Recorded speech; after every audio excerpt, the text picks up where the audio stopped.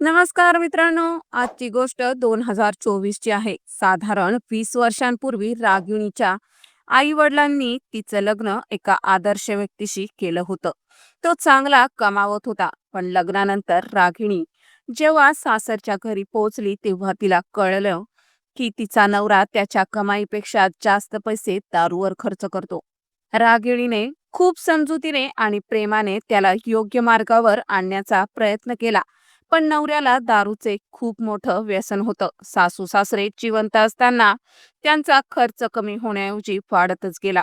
त्यांचं निधन झाल्यानंतर मात्र रागिणीच्या कुटुंबावर मोठं आर्थिक संकट आलं. रागिणीने पुन्हा नवऱ्याला दारू सोडण्यासाठी खूप प्रयत्न केला, पण यावेळी ती तिच्या अमरावतीमध्ये राहणाऱ्या बालपणीच्या मैत्रिणीला भेटली. रागिणीने तिला आपली समस्या सांगितली. मैत्रिणीने तिला सांत्वन दिलं आणि अमरावतीला येऊन गुरुदास बाबांना भेटायला सुचवलं. रागिणी आधीच खूप ठिकाणी मंदिरे, देवस्थाने, पूजा आणि तांत्रिकांकडे गेली होती, पण कुठेच काही उपयोग झाला नव्हता. तरी सुद्धा मैत्रिणीने बाबांच्या चमत्कारी शक्तीचं खूप कौतुक केलं. त्यामुळे रागिणींना बाबांच्या दरबारात जाण्याची इच्छा झाली. 2023च्या सुरुवातीला रागिणीने तिच्या मैत्रिणीकडे जायला सुरुवात केली. रागिणी गुरुदास बाबांना भेटायला गेली. बाबांनी तिला सांगितलं, तुझी समस्या नक्कीच सुटेल, फक्त थोडा धीर धर. त्यांनी रागिणीचं नाव आणि पत्ता लिहून घेतला आणि तिला आश्रमातून फोन येण्याची वाट पाहायला सांगितली. सुमारे महिनाभरानंतर अचानक गुरुदास बाबा जबलपूरला आले आणि रागिणीला भेटून म्हणाले, तुझी समस्या संपेल, पण त्यासाठी तुला आश्रमात येऊन खास पूजा करावी लागेल. मे 2023 मध्ये रागिणी त्या पूजेसाठी तयार झाली.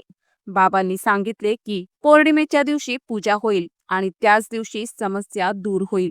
रागिणीला काहीही शंका न आल्याने तिने बाबांवर विश्वास ठेवला. बाबांनी तिला आश्रमात काही दिवस राहून सेवा करायला सांगितले आणि विशेष पूजेत सहभागी होण्याचा सल्ला दिला. रागिणीने त्यांची सर्व गोष्टी मान्य केल्या आणि दुसऱ्या दिवसापासून आश्रमात काम करायला लागली. रागिणीने आश्रमात मदत करायला सुरुवात केली, पण तिथल्या नियमानुसार पती पत्नी एकत्र झोपू शकत नव्हते. तिच्या नवऱ्याला इतर पुरुषांसोबत झोपायला पाठवलं जात होते. सुरुवातीचे 2-3 दिवस सर्व काही सामान्य वाटलं, पण चौथ्या रात्री रागिणीने बाबांना एका कोपऱ्यात पूजा करताना पाहिले. रागिणीने काहीही न बोलता शांत राहून पाहिले. पूजा संपल्यावर बाबांनी तिला प्रसाद दिला आणि काहीही न बोलता तिथून निघून गेले. हा प्रकार पुढचे 4-5 दिवस चालू राहिला. रोज रात्री रागिणीला प्रसाद दिला जायचा. एके दिवशी दिदे गप न जरा आश्रमातील एका सेविकेने रागिणीला सांगितले की तिच्यावर दृष्ट आत्म्यांचा प्रभाव आहे. तिचा नवरा तिला समजावण्याचा प्रयत्न करत होता. रागिणीने विचारले, माझा नवरा माझ्यावर प्रेम का करत नाहीत? जर मी मान्य केले नाही तर काय होईल? सेविकेने सांगितले की जर तू बाबांना नकार दिलास तर ते खूप लोभी होतील आणि तुला असं काही करतील जे तुला आयुष्यभर लक्षात राहील. तिने रागिणीला हेही सांगितले की बाबांच्या म्हणण्यानुसार वागलं पाहिजे, नाहीतर त्याचा परिणाम तुझ्या नवऱ्यावर होऊ शकतो.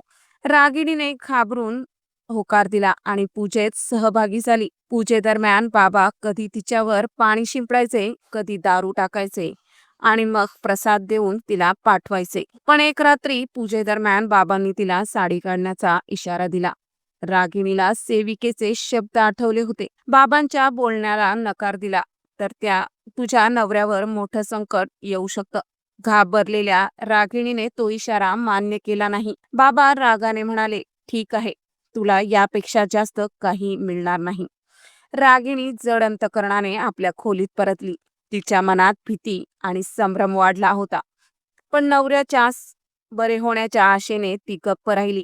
दुसऱ्या दिवशी सकाळी रागिणीने काल रात्रीची घटना एका सेवकाला सांगितली. सेवकाने निर्लज्जपणे उत्तर दिले, दृष्ट आत्मा म्हणजे की जर तू नग्न पूजा केलीस तर ती तुझ्या नवऱ्याला सोडून जाईल, पण बाबांनी हेही स्पष्ट सांगितले आहे की असं होणार नाही.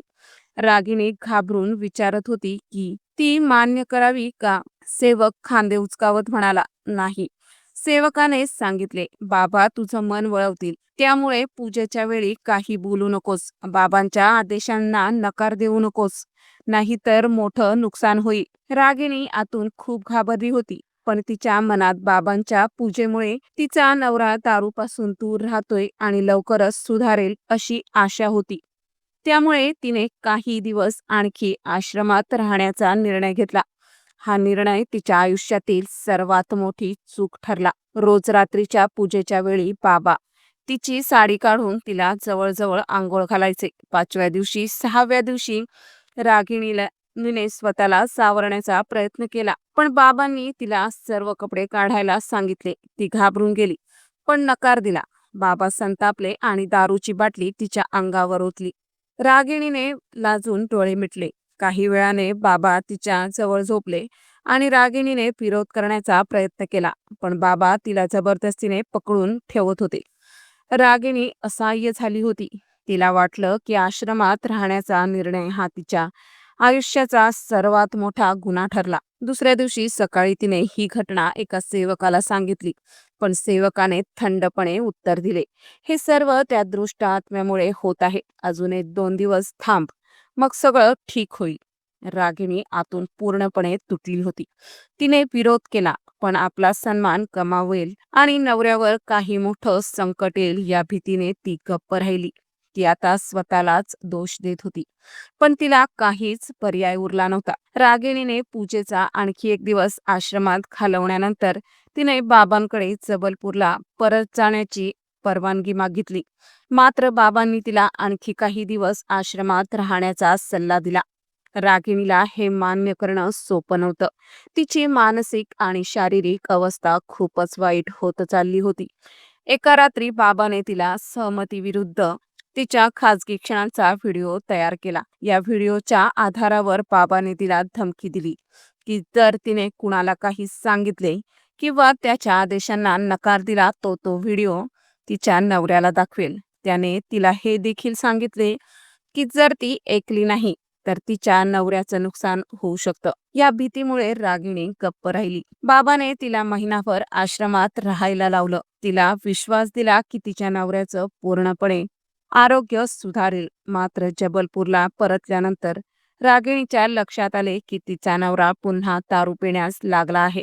हे पाहून रागिणीला संशय आला आणि तिने बाबाविषयी अधिक माहिती गोळा करण्याचा निर्णय घेतला. रागिणीने ठरवले की आता ती योग्य पद्धतीने तक्रार दाखल करेल आणि बाबाच्या चुकीच्या कृत्यांना न्याय मिळवून देईल. सुनील कवळकर, ज्याला तंदुरी बाबा म्हणून ओळखलं जात होतं, अमरावती जिल्ह्यातील एक सामान्य मध्यमवर्गीय कुटुंबात जन्माला होता. त्याला लहानपणापासूनच आलिशान गाड्या आणि श्रीमंती वस्तूंची खूप आवड होती. यामुळे त्याचा अभ्यासावर फारसा जोर नव्हता. त्याने आई वडील सुरुवातीला त्याला मदत करत होते, पण त्याचा स्वभाव लक्षात घेऊन वडिलांनी त्याला स्पष्ट सांगितले की आता मेहनत करून स्वतःच्या पायावर उभा राहा. सुनीलसाठी हा प्रसंग खूप मोठा धक्का होता. त्याला असं वाटलं नव्हतं की त्याचं आयुष्य एवढं कठीण होईल, पण त्याला पोट भरण्यासाठी काहीतरी करावंच लागणार होतं. त्याला लवकरच आणि जास्त पैसे कमवायचे होते. त्यामुळे त्याने वेगळा मार्ग शोधायला सुरुवात केली. याच विचारांमध्ये तो वन्यजीव तस्करांच्या संपर्कात आला. त्याला या कामातून खूप पैसे मिळाले आणि तो श्रीमंतीच्या दिशेने पुढे जाऊ लागला. पण नशीब नेहमी सोबत नसतं. काही दिवसांतच पोलिसांनी त्याला पकडलं आणि त्याला तुरुंगात पाठवलं. तुरुंगात सुनीलची ओळख एका कैद्याशी झाली, जो लोकांना तंत्रमंत्र आणि चमत्काराच्या नावाने फसवत असे. सुनीलला हे काम सोपं आणि कमी जोखमीचं वाटलं. तुरुंगातून सुटल्यावर याच मार्गाने पैसा कमवायचा असा विचार त्याने केला. 2002 मध्ये सुटका झाल्यानंतर त्याने अमरावती जिल्ह्यातील तिवसा तालुक्यातल्या मारडी गावात एक आश्रम सुरू केला. त्याने स्वतःला संत गुरुदास बाबा असं नाव दिलं आणि लोकांना सांगू लागला की तो आपल्या दैवी शक्तीने कोणतीही समस्या सोडवू शकतो. लोकांनीही त्याच्या बोलण्यावर विश्वास ठेवला. गुरुदास बाबा चमत्काराच्या गोष्टी पसरवून प्रसिद्ध झाला. लोक त्याच्या गोष्टी सत्य असल्याचं न तपासता शेअर करत होते. त्यामुळे बाबाच्या लोकप्रियतेसोबत त्याची कमाईही वाढत होती. त्याने आश्रमाजवळील जमीनही ताब्यात घेतली. रागिणीही त्याच्या जाळ्यात अडकली होती, पण सत्य जास्त काळ लपून राहत नाही. 8 फेब्रुवारी 2023 रोजी अमरावती जिल्ह्यातील कुढा पोलीस स्टेशनने बाबांविरुद्ध कारवाई केली. एका मुलीवर बलात्कार केल्याच्या आरोपाखाली त्याला अटक करण्यात आली. या प्रकरणात अमराव पोलिसांचीही मदत घेतली गेली आणि शेवटी गुरुदास बाबा उर्फ सुनीलला अटक झाली.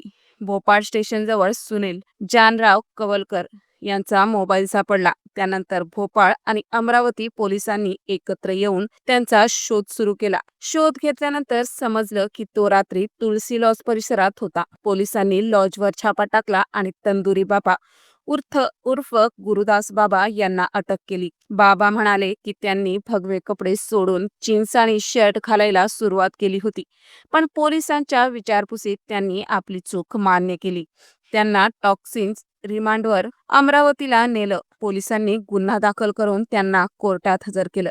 चौकशी दरम्यान त्यांनी संबंध सहमतीचे असल्याचे सांगितले, पण कडक विचारपुसीनंतर ज्यांनी आपली चूक मान्य केली. त्यानंतर बलात्कार आणि IT ऍक्ट खाली गुन्हा नोंदवला गेला.